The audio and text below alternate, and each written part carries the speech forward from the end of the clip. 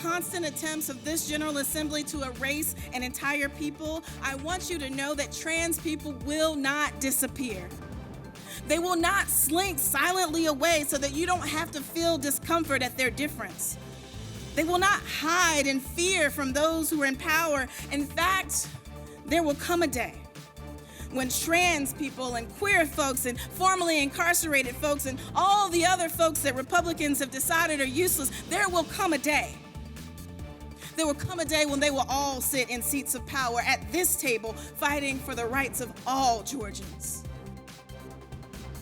The Senate takes up another transgender bill, this one banning hormone therapy and puberty blockers for children, and garnered the same passionate opposition from Democrats as with prior bills.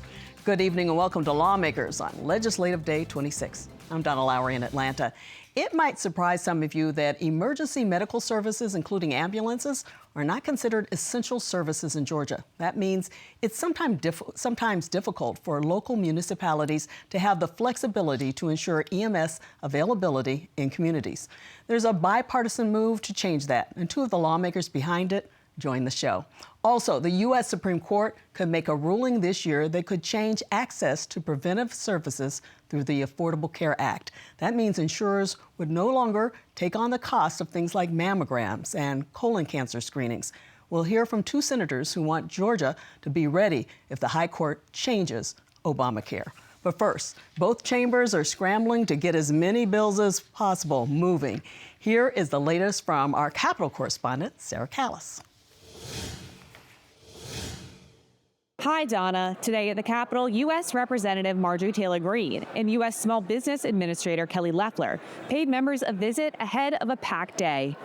With only 2 legislative days remaining until crossover day, House members voted on over 20 bills, including House Bill 89, which requires medical facilities to provide the Maternal Mortality Review Committee with psychiatric records for maternal deaths, and set up perinatal care centers. People and physicians and hospitals have been very reluctant to give us that information, and it is essential to knowing the cause and what happened to them and seeing if their psychiatric disorder or what they were treating for was any cause. The bill passed 168-7, and House Bill 358 received approval despite opposition from Democrats. The bill expands the definition of military base to prohibit certain foreign entities from owning land nearby. After a lunch break, the House gave final approval to the amended mid-year budget. It includes an unprecedented amount of money for storm relief and cleanup. Working together, the House and the Senate built upon the governor's package by including an additional $18 million in the governor's emergency fund to help meet the state and local match of 25% for the debris removal. The House and Senate felt strongly about adding $185 million in additional relief for the farmers and timber producers, for a total and unprecedented appropriation of $285 million. The amended budget also allocates funds for updates to Georgia's prison system, funding for hospitals, and school safety grants. The bill was transmitted immediately to the Senate. The House also passed HB 399, which requires out-of-state landlords owning over 25 single-family homes to have an in-state broker to manage tenant complaints. If you're trying to develop new housing stock, you are going to be competing with these entities who are going to raise the prices, take it away from your opportunity. It's even going to affect the governor, who is trying to create workforce housing across Georgia. This is a big deal. And an update on Speaker Burns' chief of staff, who was injured in a farm equipment accident earlier this session. But today, our own beloved Chief of Staff, former member of this body, Terry England, stood up 3 times with no pain. Banning gender dysphoria treatment was once again on the Senate's busy agenda today. Senate Bill 30 would ban all hormone therapies and puberty-blocking treatments for minors. This bill is the same bill that we passed last year, Senate Bill 30, and it outlaws puberty blockers for minors. Specifically in gender dysphoria, where hospitals or physicians do this, 2 separate sections, 2 different sets of penalties if you do. That's basically what it does. It outlaws puberty blockers for minors with gender dysphoria. Democrats tried to add an amendment to allow children currently going through the process to be able to continue treatments, but still rejected the bill. I find it ironic that the party that often claims to stand for parents' rights, the Republican Party, is insisting on telling parents that they cannot make these critical medical decisions for their own children.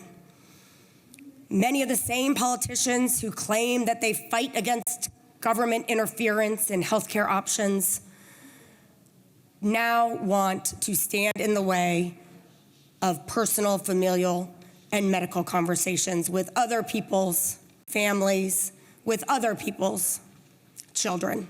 The amendment failed, but the bill passed along party lines, 34-19. SB 74 would amend a current book ban law on school and state-run libraries, sharing sexually explicit or harmful materials to children by clarifying a loophole that excluded librarians. New law would punish librarians who knowingly disregard the law, but protect those who make a good faith effort. If you look carefully in lines 25 through 29, the affirmative defense guarantees the librarian, and thanks to the senator for his recommendations in the committee, not only the librarian, but workers in the library who might be challenged. They have the same affirmative defense if they make a good faith attempt to identify and remove from access, not remove the material from the library, but simply to remove it from access to minors. Democrats say the bill is more about controlling ideas than protecting children. Tell the hundreds, thousands of librarians and media techs in Georgia, both Democrats and Republicans, who are watching this dismayed, tell them that they won't be charged. But I bet you won't, because it's the threat of being charged that's going to make that librarian comply with the first demand that a parent provides or makes, regardless of how unreasonable that demand is. The bill was passed 32-23. And finally, the Senate finalized the amended 2024-25 budget, sent over by the House, overwhelmingly passing it 55-1. Tomorrow, the House is expected to vote on a bill that would prevent intellectually disabled adults from being sentenced to death. That's my Capitol Report. Donna? Thank you, Sarah. Later this year, the U.S. Supreme Court will hear a challenge to the Affordable Care Act, or ACA. The case could remove requirements for insurers to cover the full cost of preventive care. A bipartisan bill, House Bill 262, is looking to preserve access to some health care services at no cost. Actually, that's Senate Bill 262. Those services include cancer screenings, medication to reduce the risk of developing diseases such as aspirin or statins, heart disease and diabetes screenings, and mental health and substance disorder screenings. The bill's sponsor is Democratic Senator Sonya Halpern of Atlanta. Among the many Republican sponsors is Senator Ben Watson of Savannah.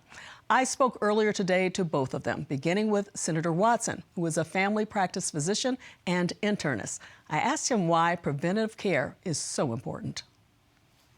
It's really a quality issue because it's shown over the past 2 to 3 decades, we've shown how if you drive quality, you drive price. And that what I mean by that is that about 25 years ago, we were not paying for mammograms, we weren't paying for colonoscopies, just the routine things that we take for granted now. There were studies done shown that if we find polyps in colons, that prevents colon cancers. If we find, breast cancer early, you save lives. So it's all about quality of patient care, and that reduces mortality and morbidity. So it saves the insurers money, it saves Medicare money. So Medicare actually led the way in starting to pay for mammograms, starting to pay for flexible sigmoidoscopies, and then colonoscopies now. And there's so many other things that we do from a screening standpoint that are paid for and are used prospectively. And that's the important part, is trying to prevent disease rather than waiting until you have the disease, where not only does it increase your risk of dying and having all the morbidities associated with that, but it saves the insurers money too. Yeah. How difficult is it to get patients to understand that? Wow, I wish it were that easy. There's still pushback many times when it comes to just doing plain mammograms, certainly colonoscopies. We do have Cologuard now, which is a DNA-based test on stool, and that is a good screen. But, if that's positive, you still have to have a colonoscopy. A lot of these things are not necessarily fun, but, dying from colon cancer is not a good way to die. It's tough. Breast cancer is tough, that we all know about. Tell me what even made you interested in this. Well, we have over the years gotten so accustomed to being able to go to the doctor and get certain kinds of screenings without having to pay a copay. And it came to my attention that the Supreme Court later this year is going to hear a case about this very provision of the ACA that casts its future existence into doubt. And I thought to myself, well, wait a second. Here in Georgia, where we already have access issues to health care, I want to make sure that Georgians are able to still be able to not have to have any cost sharing for a whole range of services, like cancer screenings, mammograms and colonoscopies, vision screenings for our young people, even falls for our elderly, all fall under the kinds of services that you do not have to pay for a visit to your doctor for. And we have become accustomed to them, as you mentioned. Over the last, dozen years plus, since the ACA has made this a requirement for both public and private health insurers, we've gotten accustomed to this. And I want to make sure that we can stay accustomed to it. The thing about it is the ACA situation is one of those things where you've got to even think forward. You don't know if things are going to change at all. You don't. And I think because there is so much hesitation and we just don't know what's going to happen at the federal level on this issue, that is exactly the reason why it's important to go ahead and make something happen here at the state level. And we would be joining many other states that have already passed similar pieces of legislation that will require insurers to still, that prohibits insurers from passing on any cost sharing to patients. So we're not leading the charge on this, but we would in fact be part of quite a number of states and bills that are pushing this idea forward. And even the Trump administration really is arguing for the continuation of no copay on preventive care services. And for everyone from the infants all the way through. All the way through. This would affect our youngest to our oldest Georgians. So what we're doing is we're reacting a little bit of what's been said in Washington. And there's still a lot of mixed signals that are coming out. But I think that everybody will err on the side of quality because we're driving quality when it comes to this. And Medicare knows better than anyone that it saves them money when it comes to that. That's actually an area of the budget that's been reducing over the past decade. And it all is primary care driven by driving quality. And it's not just having to do with mammograms and colonoscopies. It has to do with doing the A1Cs when it comes to diabetes, checking people's feet, making sure that they have good eye exams and that kind of thing. So if you drive quality on multiple different segments, it's good care of the patients, and guess what?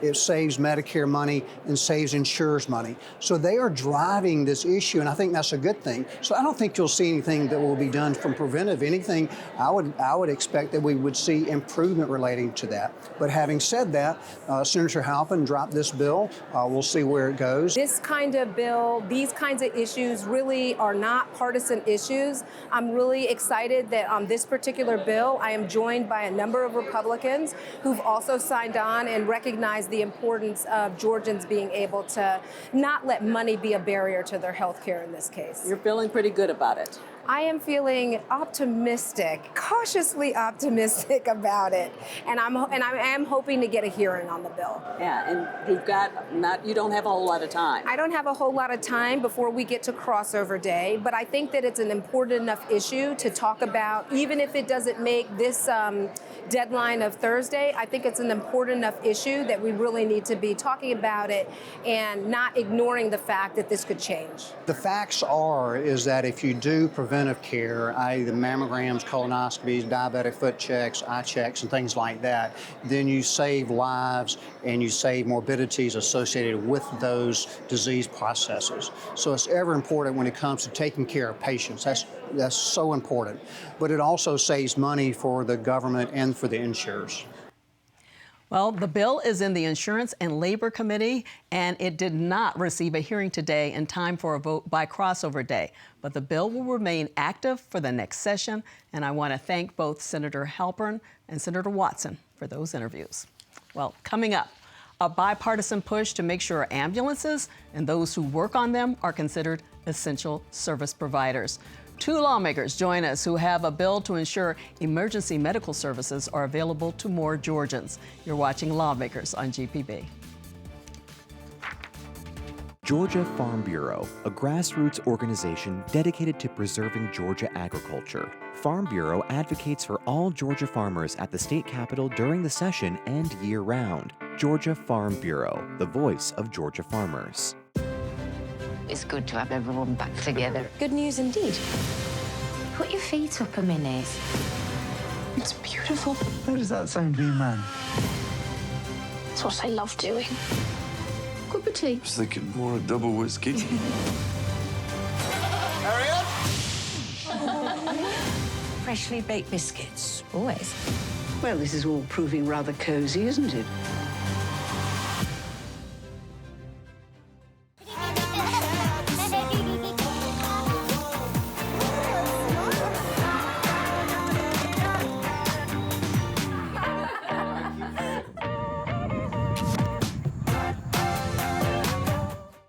Understanding the past gives a sense of the future.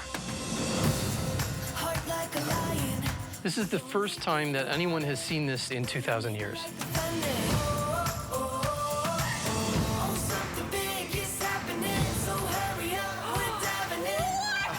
This is amazing. Well, I'm excited now. Pompeii is a battle against time.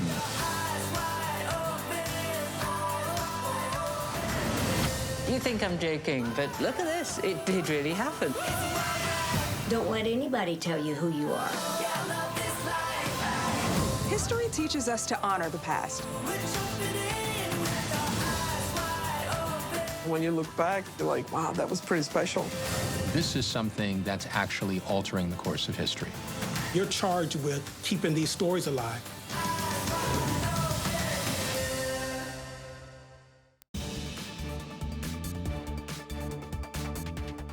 Welcome back to Lawmakers. I'm Donna Lowry. In Georgia, Centers for Emergency Medical Services receive about 1 million calls each year. The Georgia Department of Mental Health says EMS takes care of rapid response, initial treatment, and safe transport of patients to hospitals. EMS plays a really crucial role in the healthcare system, and they have a unique chance to make a positive difference in what happens to patients. Now, in Georgia, here are some workforce numbers. There are more than 27,500 EMS workers. That is about 258 medics for every 100,000 people. 25% are female, 75% male.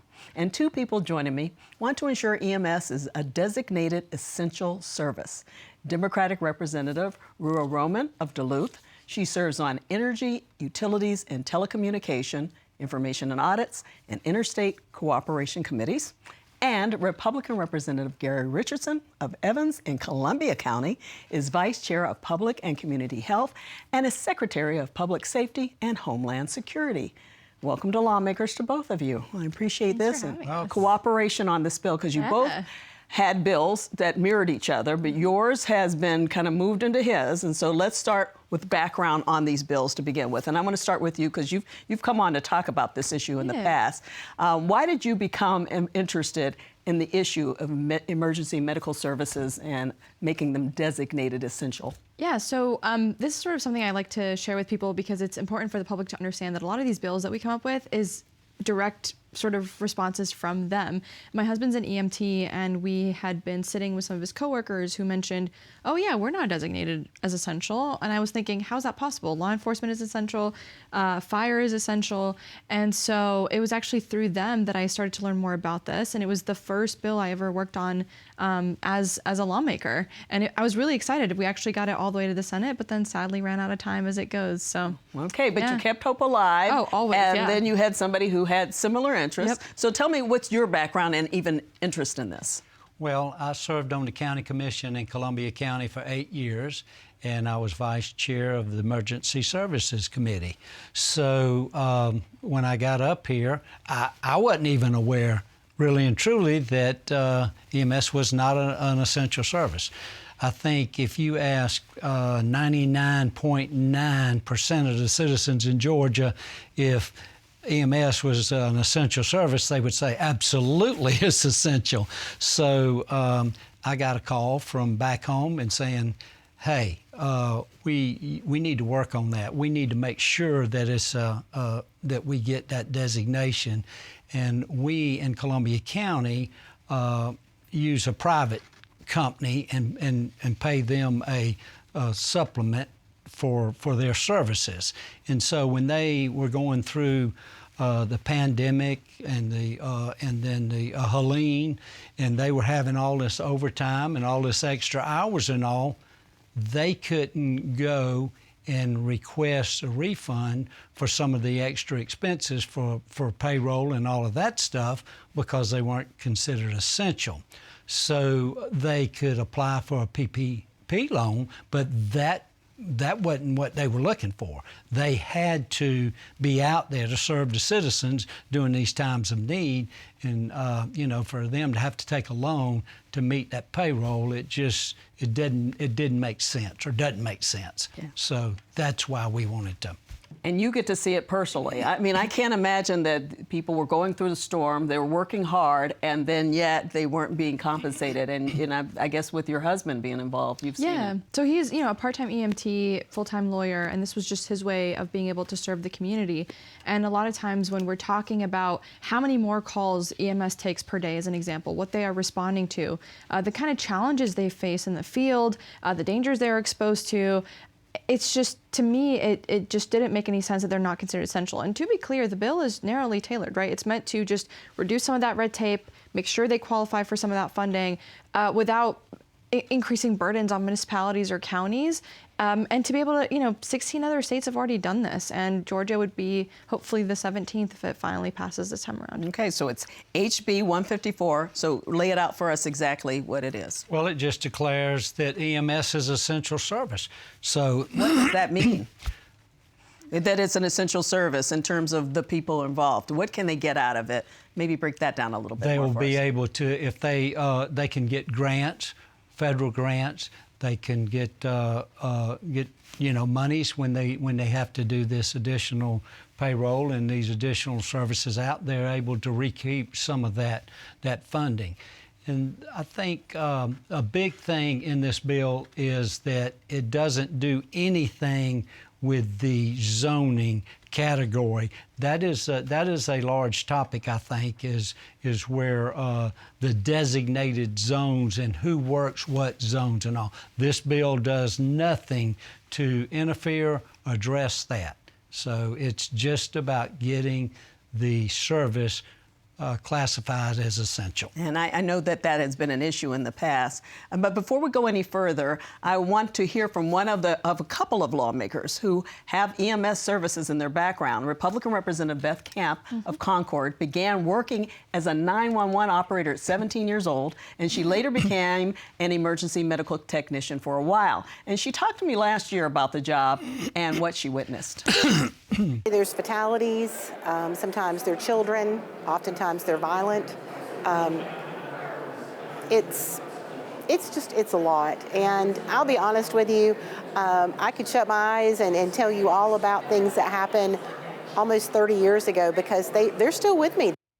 Yeah, PTSD. Representative Dexter Sharper, he is a paramedic. He also talked about the mental strain of what he's witnessed on the job. And that's part of it also. If they were to apply for a grant to help with PTSD, if they're not an essential service, they may have a harder time getting it. Right? Yeah, it just requires more steps, more paperwork. For them, it's sort of like you're saying, oh, and I know that's not what anybody is specifically saying, but in terms of paperwork, in terms of logistics, in terms of technicalities, you're saying prove to us that you are essential. And, it was Chairwoman Camp is 100% right. A lot of what she is sharing are things that, my husband and his colleagues will share with you, that these calls don't really leave them, and you kind of think about them, and a lot of times you're kind of left wondering too, because you never get to see a lot of these outcomes. Yeah, I think some of the TV shows get into them, and I always think, well, how do they do what they do? Anything you wanted to add? Well, these people that work so hard in this industry, in this business, and they come up, they never know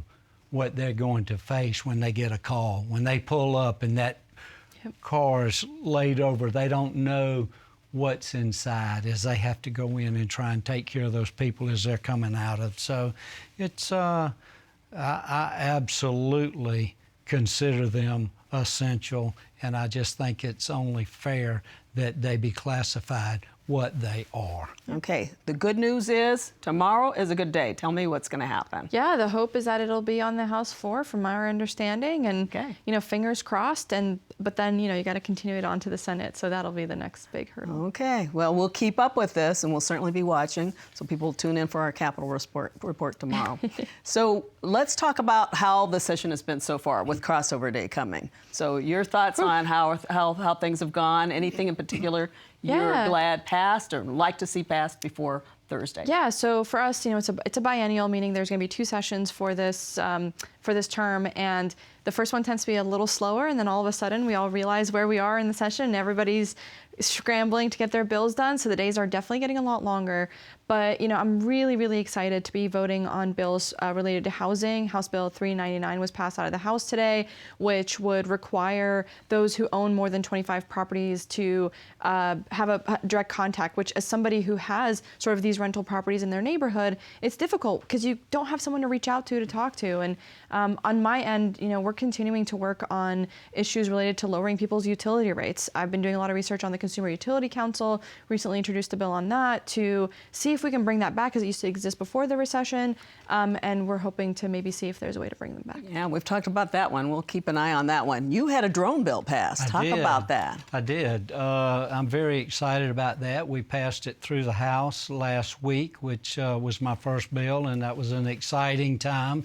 And so, you got a little bit of teasing. You get a tremendous amount of teasing. But it's your first bill. It is very nerve-wracking to go through that, but it was an exciting time. And once the bill passes, everybody comes up and congratulating you, and it's a very exciting time, and the camaraderie for everybody. Both sides of the aisle come up and just congratulate. Now, we had a couple today that had their first bills, and it just means a lot. And I guess that's the official stamp that you're a part of the process and the team. You're part of the family. Part of the family. And so now we're trying to get that.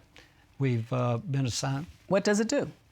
What it does is it'll put a buffer around ticketed events. So if you're at a concert or you're at another type of event that's ticketed, that's gated, it keeps a drone from coming in and disrupting privacy and a nuisance. I know you've been in some areas before, and all of a sudden, drones start going around, and you're focusing more on the drone than what's going on around that you paid to go and see and be a part of. So hopefully we can get it across the finish line. I'm excited about the next step, and we'll just see how that process goes. Anything quickly you'd like to see before Thursday? Just getting through. Okay. The day was long, and the bar is going to be long, and so we're just excited. Hang in there. Okay. Well, I want to thank you both for coming on the show today. Thanks for having us. We'll keep up with your bills. Thank you for having us. Yeah, we appreciate it. You're welcome. That does it for Lawmakers Today. We'll be back tomorrow for day 27, and that's the last legislative day before crossover day on Thursday. And as we bid you farewell, we want to continue celebrating this show's 55th anniversary. We'd like to send you off with a look back at the day legendary singer Ray Charles performed at the Capitol on March 7th, 1979. Oh, that's really cool. Oh, Georgia, the whole day through, this old sweet song Georgia on my mind.